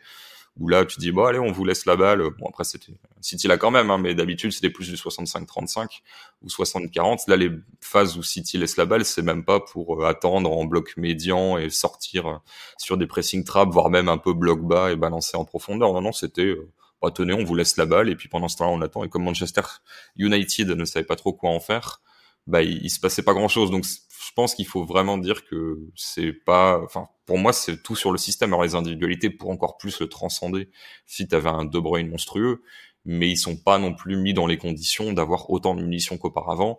Donc, on voit plus le fait que tu ne réussis, je sais pas, que 60% de tes actions quand tu dois en jouer 5 que quand on joue 50. Donc, pour moi, c'est vraiment la question du volume qui est importante et de quelle est la direction qui souhaite être prise par cet entraîneur et par son adjoint dans en gros les objectifs que tu veux te donner, parce que là en plus ça me semble, comme le disait Flo, même pas être la voie à suivre pour remporter la Ligue des Champions ni le championnat. Manchester City qui jouera contre West Brom et Southampton lors des 2 prochains matchs. Alors autant West Brom à domicile, ça risque de finir à 2-3, 4-0. Autant le match à Southampton contre une équipe qui presse beaucoup et qui va agresser l'adversaire, ça peut être sympa. Ça peut être sympa. Ouais, Southampton qui est actuellement devant City d'ailleurs, je crois, au classement. Puisque Southampton est sur le podium ou pas loin. Donc, ils sont 4e. Ouais. Ah voilà, c'est ça, c'est la victoire de Leicester hier soir qui a permis aux Foxes de repasser devant. Mais c'est très serré en Première Ligue, entre les 5 premiers, il y a que 3 points d'écart. Voilà pour le point Manchester. On va passer aux joueurs à suivre. Christophe, tu as réclamé cette séquence. On va commencer par toi et je vais te citer tes joueurs à suivre. Alors il y avait aussi des mentions, mais on n'aura pas forcément le temps de faire des mentions, on verra. Tes joueurs à suivre, tu avais Mateusz Cunha du Hertha Berlin, Florian Wirtz de Leverkusen, Vicente Esquerdo de Valence, Trincao du Barça, Melling de Nîmes, Valon Berisha à Reims, Kulusevski à la Juve, Osimhen à Naples, Ferran Torres à City et Rodrigo de Leeds, Rodrigo Moreno. Est-ce qu'il y a un de ces noms sur lesquels tu veux t'attarder plus qu'un autre? Peut-être Florian Wirtz qui a encore marqué. Oui, alors déjà corriger, puisque je te l'avais dit en avant-podcast, ce qui s'est passé ce que je craignais évidemment arriver. Pardon. Ce n'était pas Esquerdo qui était dans ma première liste, mais Carlos Soler que par qui je l'avais remplacé ensuite. Mais bon, ce n'est pas très important. En fait, pour moi, les deux plus intéressants de cette liste, même s'il n'y a pas de gros échecs, j'ai envie de dire. Enfin, t'as Melling qui est tout le temps blessé, Berisha. Enfin, si t'en as quand même des échecs, mais pas. Ouais, je sais pas. En fait, j'étais en train de me lancer des semi-fleurs, mais de me semi-lancer des fleurs, je ne sais pas. Mais Melling est tout le temps blessé, Berisha c'est pas fou, et Trincao c'est plus compliqué depuis quelques semaines. Donc là, c'est les trois où c'est un peu difficile. Maintenant, c'est vrai que je suis assez content. Alors même si le but c'était pas forcément d'annoncer des réussites, c'est en tout cas de suivre ce qu'il pouvait faire. Typiquement Rodrigo à Leeds, le fait qu'il soit souvent intégré au milieu de terrain plutôt qu'en attaque, dans une espèce de rôle de numéro 8, numéro 10 assez étonnant. C'est à suivre parce que c'est intéressant et j'ai envie de voir l'évolution. Maintenant, c'est pas toujours fabuleux. Donc il faut toujours distinguer les deux, mais les joueurs qui vraiment sont en train d'exploser, alors t'as Matheus Cunha qui sur le plan statistique est assez énorme. D'ailleurs, c'est là-dessus qu'on voit que l'algorithme WhoScored t'avantage bien quand t'es un peu bon partout, puisque hormis Lewandowski et Haaland, il est troisième à 7,79 et le quatrième du championnat est à 7,58. Donc vraiment Cunha, le fait de stater un peu partout, c'est intéressant. Alors le Hertha, quelquefois des moments décevants, mais notamment dans le jeu, je trouvais que Touzard Darida qui court partout, Guendouzi qui peut t'apporter un peu de créativité dans le dernier tiers, Cunha, Luque Bacchio, Piontek, enfin c'était un truc où t'avais vraiment les coureurs, les créateurs, les finisseurs, ça me semblait assez intéressant. J'ai regardé pas mal et ça m'emballe assez peu, mais Cunha en 10 matchs disputés est quand même à 6 buts, 2 passes décisives, 1,8 passes clés par match, 3 dribbles réussis, et il est aussi à 1,1 duel aérien gagné. Alors c'est pas là-dessus qu'on l'attend le plus, mais c'est par exemple plus que Erling Haaland. Erling, pas Erving. Donc Cunha 21 ans, est vraiment en train de prendre une dimension supplémentaire et de s'affirmer comme l'homme à tout faire sur le plan offensif de cette équipe du Hertha en numéro 10. Et c'est vrai que Florian Wirtz, là je suis content parce que même si semaine après semaine forcément il a 17 ans, c'est pas toujours exceptionnel. Il y a des moments où il est plus neutre, il est jamais vraiment, je trouve, mauvais, mais il y a parfois où dans un rôle, alors c'est un milieu polyvalent mais qui va plutôt être 8-10 dans le profil Kai Havertz, plutôt début de carrière sans ce côté faux numéro 9. Il y a des moments où ses passes seront un peu plus latérales, un peu plus neutres. N'empêche que toute compétition confondue, il a 3 buts, 5 passes décisives, que Leverkusen s'est qualifié très facilement en Ligue Europa et premier de Bundesliga. Cette super place dépend plus de Leon Bailey, par exemple, qui retrouve son super niveau, de joueurs comme ça, de Diaby qui poursuit sa montée en puissance avec ce côté preneur d'espace, etc. Mais d'avoir réussi à intégrer et de beaucoup se baser sur une espèce de meneur de jeu, créateur, en tout cas courroie de transmission de 17 ans, c'est très intéressant à la fois pour le club, parce que tu peux estimer qu'il risque de continuer à progresser. Donc du coup, ton jeu ne va faire que s'améliorer. Et pour lui, parce qu'être capable d'assumer ses responsabilités à cet âge-là, quand on est né en mai 2003 et qu'on n'avait pas joué un match pro il y a 6-7 mois, c'est très très intéressant. Donc vraiment, c'est parmi tous les joueurs à suivre. Alors il y en a d'autres qui pourraient être intéressants, type Osimhen, etc., qui apportent des choses. Mais pour moi, Wirtz, c'est celui que j'ai le plus envie de suivre parce qu'il y a tellement d'incertitudes sur son profil et sur ce qu'il peut faire dans les années à venir que je suis content de le voir maintenant parce que peut-être que ça sera le meilleur du monde à son poste dans 2-3 ans. Florent, à toi pour ta liste. Je te cite tes joueurs également. Tu avais Wang de Leipzig, Hannes Wolf de Gladbach, David Silva de la Real Sociedad évidemment, Estupiñán de Villarreal, Arnaud Nordin, Saint-Etienne, Seko Fofana Lens, Sandro Tonali au l'AC Milan, Zappacosta au Genoa. Mais est-ce que c'était Spinazzola? Incroyable. Spinazzola donc de la Roma, je corrige. Ouais.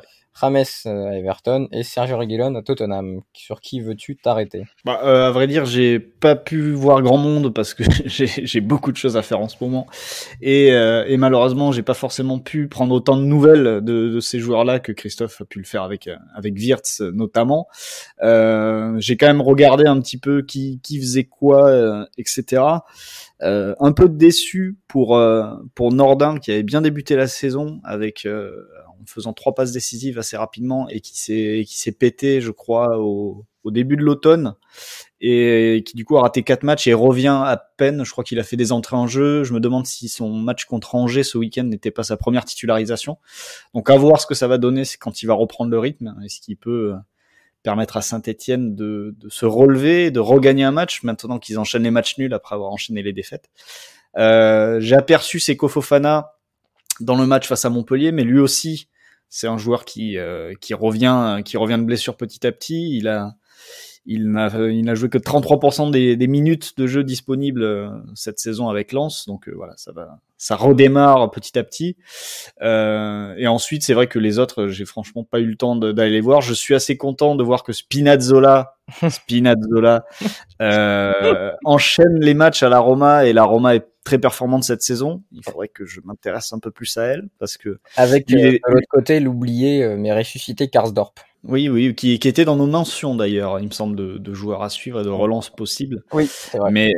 Mais oui, 4 passes D déjà pour Spinazzola, ce qui est pas mal pour un latéral, et ce qui est attendu de sa part de toute façon depuis le début de saison. Et puis ensuite, écoute, Tonali, ça se passe bien. Tonali débute pas trop, ça démarre doucement, Tonali. Oui, mais ça se passe bien pour le Milan en tout cas. Oui, voilà, collectivement ça se passe bien. Reguilon est très bon à Tottenham dans un projet de jeu complètement différent de Séville. Reguilon s'en sort très bien, ouais. Wang manque peut-être un petit peu à Leipzig parce qu'il me semble qu'il est beaucoup blessé depuis le début de saison, il a quasiment pas joué. Christophe confirmera ou pas. Absolument. Mais j'ai l'impression. David Silva s'éclate aussi, Flo. Ouais, en plus il est un peu protégé parce que j'ai l'impression qu'il peut se reposer assez régulièrement. Il a joué que 60% du temps de jeu disponible. Et puis Hannes Wolf pour l'instant reste un joueur de banc pour Gladbach qui fait des entrées en jeu, qui a marqué, il a déjà marqué 2 buts, mais bon 500 minutes de temps de jeu, ça reste assez faible, mais bon on est sur un joueur à la relance de toute façon, donc ça va peut-être venir petit à petit, mais c'est pas encore son heure, quoi. Très bien. Hannes Wolf, on le verra peut-être en Ligue des Champions. Ça me permet de faire la transition parfaite pour évoquer le tirage au sort qui a donné au PSG le Barça. Comme je le disais tout à l'heure, alors là, c'est une énième redite d'un match qu'on a bouffé à de nombreuses reprises depuis quelques années. Il y a eu des matchs de poule, il y a eu 2 fois, je crois, des matchs en éliminatoire, puisqu'il y a eu Ancelotti, il y a eu le passage avec Emery, évidemment. Je sais pas s'il y en a un autre que j'oublie, peut-être. Oui, je crois qu'il y en a un autre que j'oublie. Un 3-1 où Neymar met un but au PSG. Oui, avec Luis Suarez qui met un doublé au Parc des Princes. Des choses comme ça. Donc ils arrêtent pas de se jouer. Christophe, je reviens avec toi, mais c'est peut-être le PSG-Barça le plus faible des années, je sais pas, depuis que le PSG a été racheté, parce que là les deux équipes sont concrètement assez moyennes collectivement, et en plus Neymar pourrait être absent, Messi commence à vieillir et en a marre du Barça. Il y avait une petite fraîcheur au début et c'était sympa parce que c'était 2 équipes qui jouaient bien. Là pour le coup, c'est sur le papier un gros 8e, mais je suis pas sûr que ce sera le plus intéressant en termes de jeu. Non, je pense que ça sera même l'un des moins intéressants. Avec je trouve une grosse incertitude parce que d'une semaine sur l'autre. Alors, on va dire que le Barça peut exploser défensivement. Le PSG, pour moi, c'est plus dans la production offensive que ça varie. Donc, c'est-à-dire, les mauvais jours, Paris ne va pas se créer grand-chose, mais pas forcément subir des vagues, alors que à l'inverse, les mauvais jours, le Barça peut en prendre 3 ou 4, ou en tout cas se mettre en position d'en prendre 3 ou 4. Donc là-dessus, c'est même pas 2 équipes qui ont exactement les mêmes faiblesses, où tu te dis, tiens, si les deux sont dans un mauvais jour défensif, ça peut partir à 5-5, ça n'aura aucune espèce de sens, mais au moins on va s'amuser. Là, je trouve qu'il y a pas mal de scénarios envisagés où en fait il se passe pas énormément de choses, où c'est assez fermé, assez bloqué. Alors le pire, c'est que les 2 entraîneurs sont pour moi quand même de bons tacticiens, malgré les soucis. Tourelle a quand même prouvé des choses sur des systèmes ponctuels ou alors sur des philosophies de jeu plus durables. Alors là, c'était plutôt dans la première partie de sa carrière. Et Koeman cherche encore le meilleur moyen d'installer son 4-2-3-1. Maintenant, même s'il y a eu 2-3 échecs, ce qu'il a pu faire en première ligue ou avec la sélection me semblait assez intéressant. Mais oui, ne serait-ce que la lecture des effectifs et de la forme des différents joueurs. En gros, si tu prends le 6, 7, 8e meilleur joueur de chaque équipe, c'est extrêmement loin de ce qui était le cas il y a quelques années.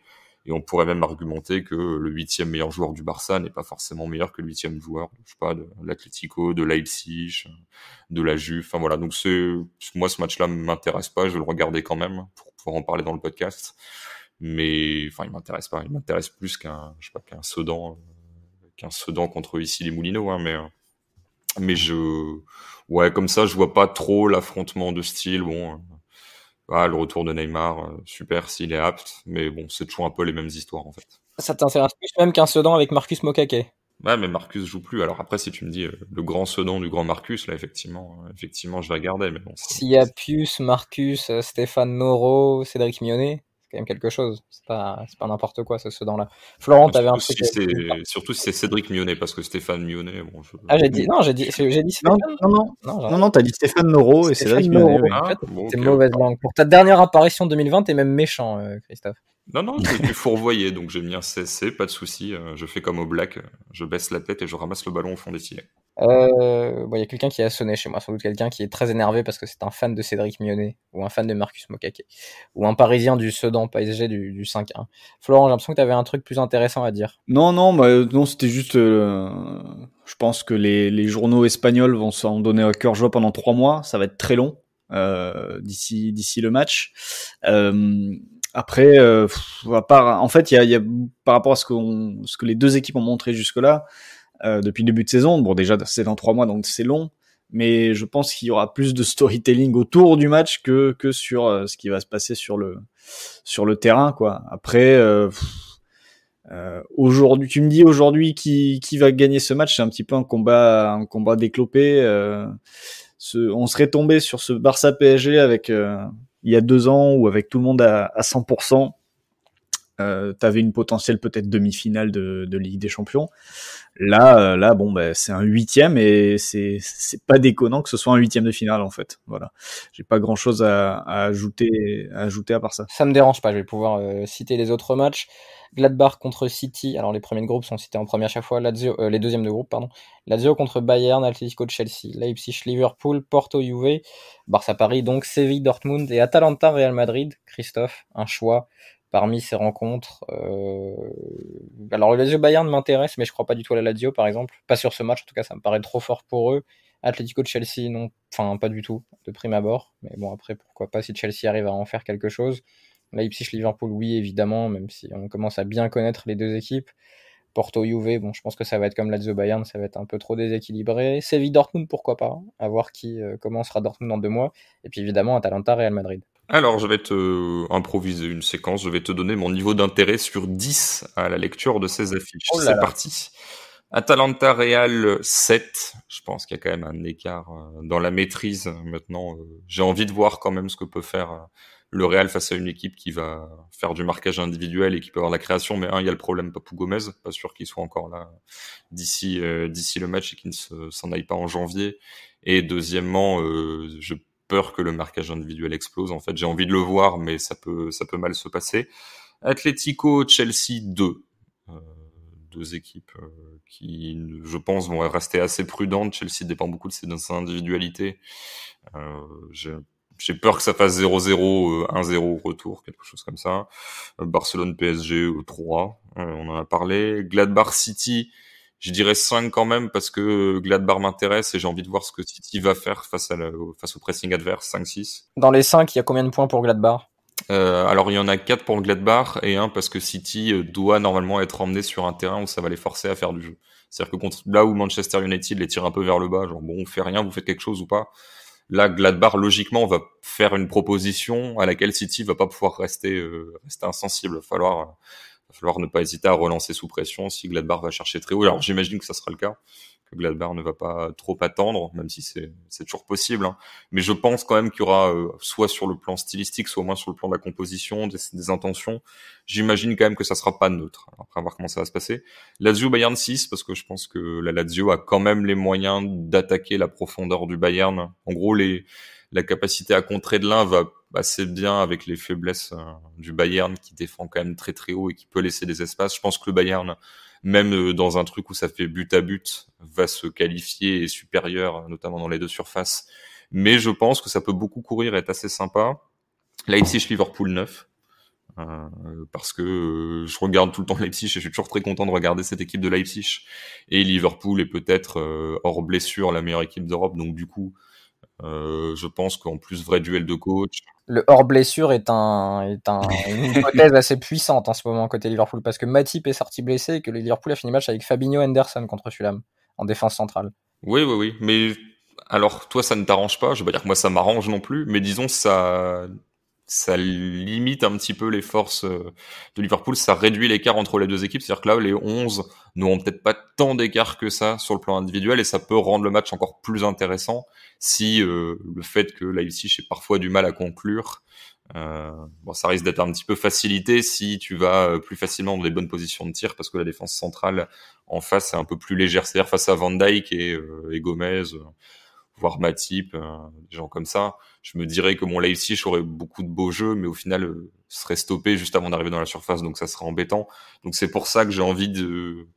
Ça m'intéresse presque plus parce que du coup, je donne plus de chance à Leipzig. Porto Juventus 1, ça m'intéresse absolument pas, même si Pirlo essaye de trouver un truc et que j'aime bien voir Kulusevski notamment et que Dybala est toujours un super joueur. Là, comme ça me branche pas du tout. J'ai toujours du mal à m'intéresser à Porto. Et Séville Dortmund, je dirais 4. Je sais pas. Je suis assez peu hypé par Séville encore ce week-end. Ils ont fait tourner la balle sans trop savoir quoi en faire. Dortmund, c'est très incertain. Je sais pas quoi penser en fait de ce que va faire leur nouveau coach. Donc ça peut très bien être super prenant et un bon Dortmund te ferait un super match, mais ne serait-ce que la saison dernière, tu regardes l'aller le retour face à Paris, c'est pas du tout la même équipe. Donc je ne sais pas, voir si Haaland sera là, tout ça. J'imagine que oui, logiquement, il revient en janvier, mais bon. Vraie incertitude, mais j'ai peur que Séville tue un peu le rythme du match en faisant tourner et que ça soit un peu lancinant et qu'il se passe pas énormément de choses, donc à voir. Alors, est-ce qu'on connaît les dates déjà des matchs ou pas du tout? C'est ça qui m'intéresserait pour savoir C'est vers le 14-15, non? Ouais, c'est courant février à chaque fois. Mais est-ce qu'on sait quel huitième se joue quand? Parce que par exemple, s'il y a confrontation entre, si Atalanta Real et Barça Paris se jouent le même soir, c'est emmerdant par exemple, tu vois. C'est ça que mais ça, je sais pas si c'est déjà sorti ces dates-là. Donc, je suis sur uefa.com, je suis perdu, je suis vieux, je suis un boomer, j'arrive pas à trouver. Il y a pas les dates. Voilà, c'est peut-être pas sorti encore, hein, en fait. Ouais, ça doit être ça. En tout cas, c'est parce qu'il y a les télés qui vont devoir décider. Oui, je pense que c'est non, pas le même soir que moi. Enfin, le met pas le même soir que ce match, etc. Donc, je pense que c'est pas réglé. Et ça m'étonnerait de toute façon, vu les télévisions, que Barça Paris et Atalanta Real soient le même soir parce que les télés espagnoles vont pas le vouloir. C'est vrai. Moi, ce serait une bonne chose pour nous. Comme ça, ce serait une bonne chose pour nous en effet aussi. Et puis après, il y a aussi le Liverpool Leipzig qui sera particulièrement intéressant. Voilà pour le tirage au sort de la Ligue des Champions. Et moi je dis rien donc. Pardon Florent. Bah non, mais il avait fait tous les matchs, donc le gars est super. Mais vas-y, choisis, crée ta séquence, comme disait Christophe. Non, mais du coup je vais faire ça assez rapidement, juste pour dire que je reste quand même assez déçu du relatif déséquilibre qu'il y a dans la plupart des rencontres. À part Barça-Paris, Atlético-Chelsea et Séville-Dortmund, il y a quand même un vrai gap, en tout cas en termes d'effectifs, entre les deux équipes qui s'affrontent à chaque fois. Maintenant, comme vous le disiez, notamment pour Liverpool, le cas des blessures, ça peut vraiment équilibrer l'affrontement face à Leipzig, même si bon, c'est pas où les deux équipes en seront dans 3 mois. Très curieux aussi de ce que peut faire la Lazio pour gêner le Bayern. Elle risque d'être un peu courte pour passer sur 2 matchs.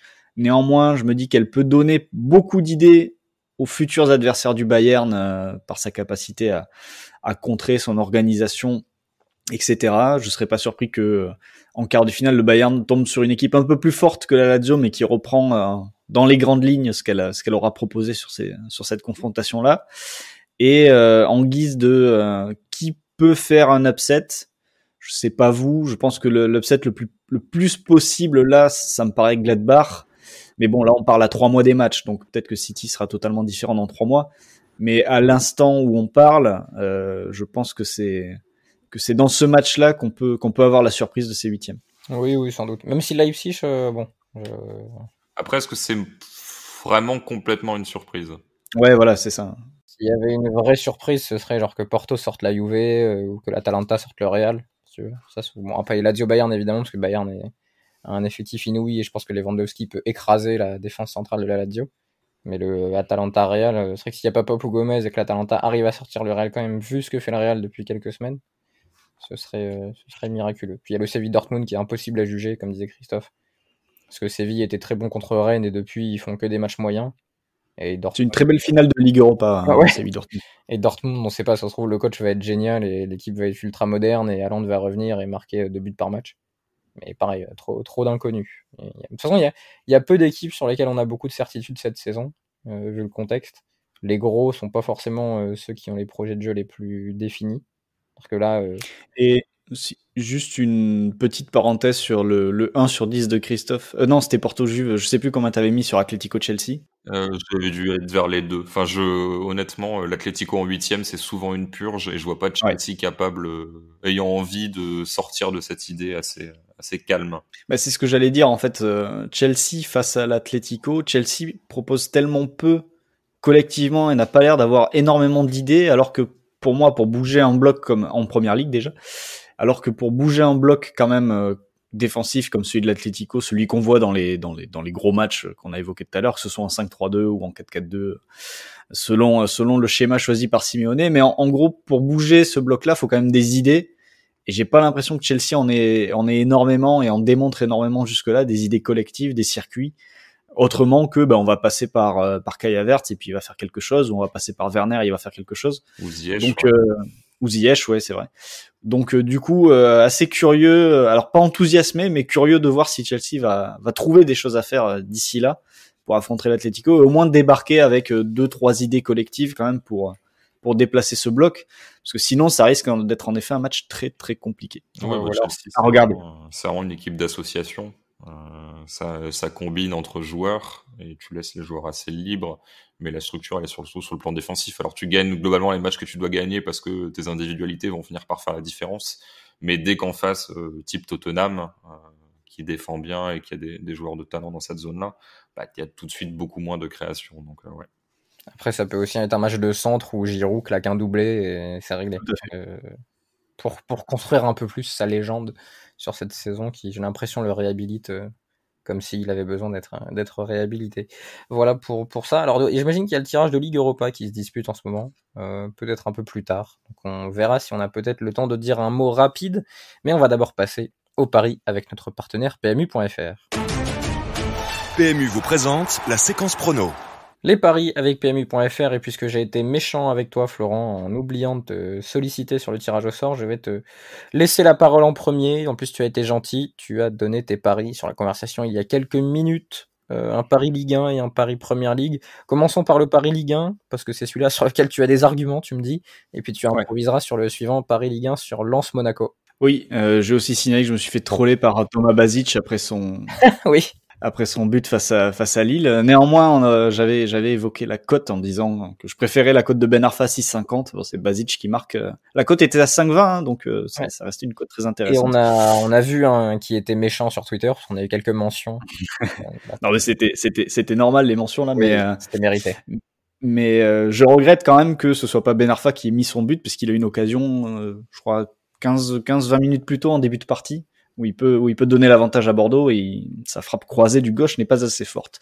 Bref, passons à Monaco-Lens. C'est un des jolis matchs quand même qui nous attendent mercredi, parce que je crois qu'en semaine on va être servi un peu partout. Il y a un Juve-Atalanta, il me semble, aussi en Serie A. Bref, il y a du foot aussi cette semaine. Tottenham-Liverpool, Liverpool-Tottenham en première ligue. Aussi, la totale, on va pas savoir où donner de la tête.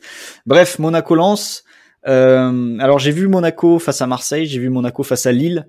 Et à chaque fois, j'ai remarqué quelque chose. C'est face à Marseille, on a vu une équipe de Monaco en difficulté dès lors qu'elle était pressée, dès lors qu'on allait la chercher dans ses 30 mètres. Marseille marque ses 2 buts sur 2 ballons récupérés très haut en tout début de partie. Donc ça, c'est un premier point où Lens peut appuyer, parce que Lens est une équipe qui est capable d'aller presser et de jouer très haut. Donc ça, c'est un premier argument. Le deuxième argument, c'est que Monaco me semble être une équipe qui n'a qu'une vitesse. C'est-à-dire que c'est une équipe qui va construire, qui va bien utiliser la largeur du terrain, qui va sortir la balle à droite, qui va renverser à gauche, qui va créer un décalage, qui va essayer de rentrer dans la surface. Mais c'est très monorythme, et face à des adversaires qui peuvent prendre des risques, c'est une équipe qui, je pense, a du mal tout simplement à contre-attaquer, parce que ça manque de vitesse. Sofiane Diop est un merveilleux joueur de première touche, merveilleux joueur dans les petits espaces. Par contre, quand il faut forcément pousser la balle sur 20-30 mètres pour mener un contre, forcément, il manque un petit peu de puissance, il manque un petit peu de vitesse, au-delà des premiers appuis sur lesquels il est capable de faire des différences. Donc, et c'est un exemple, mais c'est aussi le cas pour Folland, c'est aussi le cas pour Ben Yedder. C'est pas des joueurs de longue transition. Et face à Lens, qui est une équipe qui aime bien créer, qui aime bien prendre des risques avec le ballon et qui peut parfois se déséquilibrer, ne pas être forcément très dangereux en transition, comme Lille avait pu l'être face à Lens et avait fait exploser Lens d'ailleurs 4-0. Je me dis que c'est un point fort qui va manquer à la SM. Tout ça pour aller vers le pari un petit peu audacieux. C'est la victoire de Lens. Alors, l'audace n'est pas totale, c'est remboursé si égalité, donc c'est à 3,15 le pari. Je crois que la victoire sèche de Lens est à 4. Donc voilà, l'idée c'est de partir sur une victoire de Lens à Monaco pour ces raisons-là, c'est-à-dire la capacité de Lens à presser, donc à mettre en difficulté Monaco dans une zone où ils ont perdu des ballons récemment. Et la deuxième chose, c'est l'incapacité peut-être de Monaco à se sortir de ce pressing lensois, si les Lensois vont chercher haut évidemment, parce que ils vont pas forcément avoir la vitesse pour ensuite punir un décalage qui se serait créé plus tôt sur le terrain. Voilà. C'était extrêmement bien argumenté pour un pari, je dois reconnaître. D'habitude, on a tendance à, non pas à bullshiter un peu, mais à trouver des trucs tirés par les cheveux, à chercher des explications. Et là, je te refile ta patate chaude, Arsenal-Southampton. Je voulais juste finir en donnant d'autres cotes sur ce Monaco-Lens. Ce que serait d'un pari de Flo sans qu'il y ait 8 cotes. C'est ça, c'est les buts de Sotoka ou Kalimundo, puisque ce sont les deux attaquants. Alors, il y a Ganago aussi qui est à 4,40, je crois. Mais ces deux-là sont à 4,20 et 4,40. Et je me dis que, puisque je pense que Lens va marquer, autant jouer un des deux attaquants, voire les deux, si vous êtes très joueur en même temps. Si vous jouez les deux et qu'il y en a un des deux qui y passe, vous vous y retrouvez largement. Très bien. Très bien, merci Florent. Tu vas donner combien de cotes sur Southampton-Arsenal à peu près, ou Arsenal-Southampton? Je serai plus dans. Moi, j'en ai qu'une. Très bien, tu n'en as qu'une. Bah vas-y. Arsenal-Southampton, je crois que c'est ça. Je suis même pas sûr. Entre deux équipes qui vivent des saisons contrastées, disons. Contrastées, disons, oui, en effet. Arsenal qui reste sur trois défaites d'affilée, il me semble, en championnat face à Wolverhampton, face à Tottenham et face à Burnley. Défaite 2-1 contre les Wolves à la maison, défaite 1-0 à la maison contre Burnley, défaite 2-0 à Tottenham à l'extérieur, oui, bien sûr. Et donc là, il retrouve Everton qui marche très bien, qui est en belle surperf sur le plan offensif, puisque en XG, je crois qu'ils n'en ont qu'une quinzaine, alors qu'ils ont mis 25 buts cette saison. Mais du coup, Southampton, équipe en pleine confiance, qui tourne assez fort, et qui du coup va aller gagner à Arsenal, puisque c'est quand même le chemin que ça semble prendre. Ce qui est intéressant avec les Wolves, c'est qu'ils ont quand même pris les points, à l'exception les Saints, pardon. À part leur défaite lors de la première journée face à Palace, en gros ils ont battu les équipes qui devaient battre, certes parfois avec de la réussite. Mais tu vois, les seuls points qu'ils ont perdus depuis le début de la saison, à part la défaite face à Palace, c'est une deuxième défaite face à Tottenham dans la foulée. Et après, ils font un nul contre Chelsea, un nul contre Wolverhampton, une défaite contre United alors qu'ils menaient 2-0 et ils perdent 3-2. Mais au-delà de ça, on a que des victoires contre des Everton, des West Brom, des Burnley, des Aston Villa, Newcastle, Brighton, Sheffield. Et du coup, vu ce qu'a montré Arsenal depuis le début de saison, j'ai l'impression qu'Everton, fort avec les faibles, sera aussi capable d'être fort face à Arsenal. Malheureusement, aux grandes dames de tous les supporters des Gunners qui nous écoutent, même s'il y a peut-être un espoir pour eux, c'est la suspension de Granit Xhaka. Oui, qui après. Et du coup, oui, la cote, victoire de Southampton, c'est coté à 3. Voilà. 3, merci Florent. Peut-être un des derniers matchs d'Arteta, pour qui ça se passe pas très bien non plus, même si c'est pas le seul problème d'Arsenal. Christophe, à ton tour pour tes paris que de manière très professionnelle tu as envoyé la veille, et c'est vraiment ce qui fait ta qualité. Un pari Première Ligue aussi, je te laisse commencer par lui, c'est sur Liverpool-Tottenham. Ah, je n'avais pas envie, mais du coup je vais le faire. Déjà, signaler que je suis très triste parce que dès l'annonce, dès ma réflexion sur les paris du dernier épisode, j'avais une seule cote en tête, un seul pari en tête. C'était le but de Thomas Souček face à Leeds. puisque l'un des meilleurs joueurs de tête au monde face à l'équipe qui prend le plus de buts sur corner avec Toulouse. Donc je me suis dit c'est donné, sauf que la cote n'était pas assez intéressante, du coup je suis parti sur autre chose, évidemment Souček a marqué, donc même si j'ai rentré un pari à la 95e sur le but pris par Schalke, que je suis encore très triste, et du coup je vais arrêter de ne pas suivre mes idées juste en espérant que les cotes soient plus élevées que Est-ce que, que Christophe, est-ce que Salif Sané était de ton pari? Est-ce qu'il avait un billet dessus? Parce que pour ceux qui n'ont pas vu le but encaissé de Schalke à la dernière minute qui les prive d'une première victoire, c'est scandaleux. T'as l'impression que les mecs ont déjà perdu 4-0, ils ont l'attitude d'une équipe qui a déjà perdu alors qu'ils doivent gagner leur premier match. Oui, et qui sont en supériorité numérique depuis une demi-heure. Oui, oui, non, mais ça fait partie du grand délire qu'est la défense de Schalke, avec également ton ami Kabak. Alors, mon premier pari, Liverpool-Tottenham. Quel joueur marquera au moins un but? Ma réponse est Harry Kane, et c'est à 2,70. Ce qui me semble être l'inverse de la cote que je n'ai pas prise la semaine dernière. À savoir que Harry Kane qui marque un but, il en a 9 en 12 matchs, plus une pelletée de passes décisives, donc là ça ne compterait pas. Mais c'est sûr qu'on peut aussi argumenter le fait que Son serait en mesure de marquer. Je crois que sa cote lui était à 3,40, quelque chose comme ça. Et effectivement, j'ai hésité entre les deux. Maintenant, le 0,70 ne m'a pas donné envie de switcher et de quitter Kane, parce que des deux, c'est quand même lui le meilleur finisseur. Pas énormément de choses à dire au-delà des statistiques. Voilà, c'est vraiment ce duo-là qui permet à Tottenham d'être l'une des équipes les plus en forme d'Europe et les plus efficaces offensivement, même si 24 buts en 12 matchs, voilà, c'est pas non plus la folie furieuse, mais vu le nombre d'incursions dans le camp adverse, ils ont quand même un taux de réussite assez énorme. Donc voilà, Harry Kane qui est toujours un joueur qui met ses 25-30 buts par saison en première ligue, qui n'a pas joué autant de matchs en championnat que certains joueurs étrangers qui sont déjà à 13-14, mais où il y a plus de journées. Voilà, les Harry Kane qui marque face à Liverpool qui en plus n'a pas une défense folle. Vous avez réussi, Raphaël, à prendre un but face à Fulham, et vous auriez pu en prendre d'autres. Donc rien que ça, je me dis que si Lookman a pu marquer, je crois qu'il a failli en mettre un autre. Enfin voilà, il y a eu plusieurs situations. Heureusement qu'il y avait Alisson. C'est pas lui qui marque, mais il aurait pu marquer. C'est pas lui qui marque? Je ne sais même Non, plus qui marque. c'est le latéral droit dont j'ai oublié le nom. De Cordova-Reid, là, le Canadien avec un nom pas possible. C'est ça, qui a plus un look à la Gerald Green en NBA qu'un look de footballeur, mais qui a marqué un super but. Jamaïcain. Je sais pas pourquoi je le vois Alors canadien. je sais pas si on arrivera jusqu'à Lille, là il est 13h19, mais ça envoie des gros matchs en Europa League, là, parce qu'il y a eu Real Sociedad Manchester et Benfica Arsenal. Donc j'espère jouer la montre un petit peu, là je parle dans le vide pour qu'on arrive jusqu'à Lille. Mais tu vas continuer avec ton deuxième pari, Christophe. C'est un match en Serie A, une des équipes qu'on évoque le plus cette saison, c'est Sassuolo qui se déplace à Florence. C'est ça. Quelle équipe va gagner sans rien encaisser? Sassuolo 5,40. C'est ma petite cote risque, en espérant que, bon, si ça passe pas, l'autre qui est au-dessus des deux me mette quand même en positif sur le week-end. Sassuolo, alors il y a cet accident face à l'Inter, mais qui était bien provoqué par Chiriches, qui était dans un très mauvais jour. Sinon, là, ce week-end, victoire 1-0 face à Benevento. La semaine d'avant, 0-0 sur le terrain de la Roma, donc il y a ce 0-3. La semaine encore d'avant, victoire 2-0 sur le terrain du Hellas Vérone. 0-0 face à Udine la semaine d'avant. Et encore avant, victoire 2-0 face à Naples.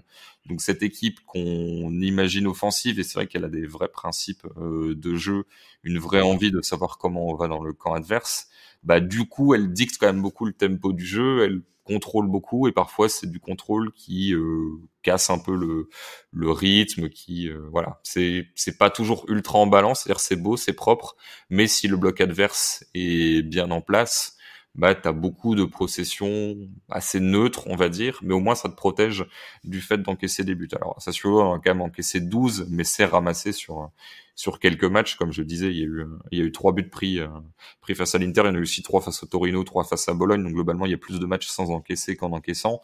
Donc là c'est pour le volet Sassuolo, je pense qu'ils ont quand même moyen de ne pas encaisser de buts, comme c'est pas mal la tendance en ce moment. Et puis sinon Sassuolo est 5e, la Fiorentina est 17e. Donc accompagner ça d'une victoire face à la Fio qui change chaque année, je l'ai un peu comparé à Schalke, c'est-à-dire que tu changes beaucoup de choses, mais ça fonctionne pas souvent. Je me dis que voilà, la Fiorentina qui continue un peu sa spirale négative face à une équipe qui est mieux classée qu'elle, une cote à plus de 5, c'est quand même très très tentant. Merci Christophe pour tes paris. Bon, on n'arrivera pas jusqu'à Lille, donc on en parlera lors d'un prochain épisode ou sur Twitter, ou peu importe, on verra le tirage lillois, parce que là ils sont d'abord sur les premiers de groupe et les reversés de Ligue des Champions. Donc, je sais pas, je suis un peu paumé, je comprends pas ce tirage de Ligue Europa. Voilà, merci messieurs, je parle tout seul. Merci messieurs pour vos analyses et vos paris cette semaine. Christophe, tu es à la veille d'une lourde opération. On te souhaite bon courage et bonne chance. Eh bien, merci, je penserai à vous. On te retrouve en 2021, du coup, logiquement, si tout va bien, pour le prochain épisode avec toi. Mais nous, si tout va bien, Florent, on a un dernier épisode à enregistrer en cette année 2020 et on réfléchit encore au contenu de cet épisode. Oui, on verra. Pour l'instant, est-ce que la Mega Draft va faire son retour ? Est-ce qu'on fera un bilan de l'année ? Une année très spéciale. Est-ce qu'on aura un ou plusieurs invités ? On ne sait pas. On va y réfléchir et vous verrez ça de toute façon en début ou en courant de semaine prochaine. Voilà. Et sachant que entre-temps, il y a aussi le 11e épisode des 120 qui sera monté et sorti. Oui, avec un guest sympathique d'ailleurs. Donc ça s'est très bien passé cet enregistrement. Je sais pas si c'était le plus long, mais c'était bon. Merci messieurs, on se retrouve donc la semaine prochaine avec Flo et en 2021 avec la machine indestructible. Ciao. Salut. Cordialement. Vous avez tout compris grâce à ce podcast. C'est le moment de parier sur PMU.fr. PMU, que les meilleurs gagnent.